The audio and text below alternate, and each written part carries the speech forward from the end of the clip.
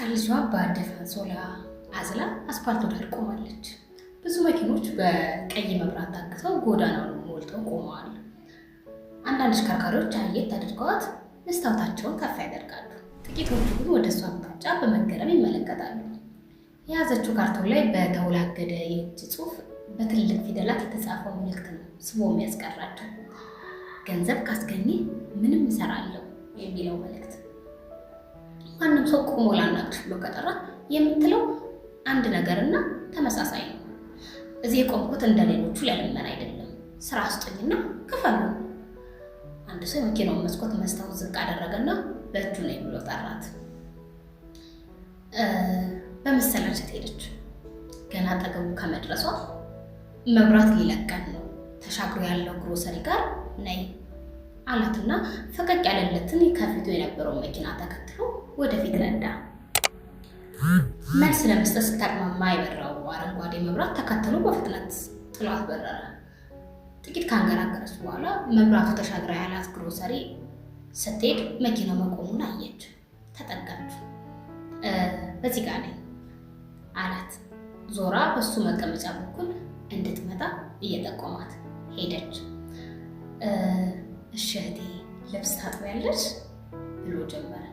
በእጅ ጠየቀችው። አሁን በእጅ በመገረም መለሰ። ጭንቅላቷን በተቃውሞ ነቀነቀችና አንዴ ሞክሬ ነበር፣ ልፋቱና ብሩ አይገናኝም። በተለይ እኔ ደግሞ ኃይለኛ የወገብ ህመም ስላለብኝ አይሆንልኝም። አሃ ለሰውየው እሺ ቤት ማጽዳት ትሰሪያለሽ? ያዘለችውን ልጇን ዞር ብላ ተመለከተችና ልጅማ ሊይዝልኝ አለችው። ጥሩ እንግዲያውስ ስለ ልጃችን ሞግዚት ትሆኛለሽ፣ ያንቺንም ልጅ ይዘሽ መምጣት ትችያለሽ። ስስ ፈገግታ አለገሰችው። ልጄን ያልሆነ ነገር ማስለመድ አልፈልግም። የሀብታም ልጆች ሁሉ ነገር ይሞላላቸው ናቸው። የእነሱ መጫወቻ አልጋ ኑሮ አይቶ አእምሮ ይጎዳብኛል።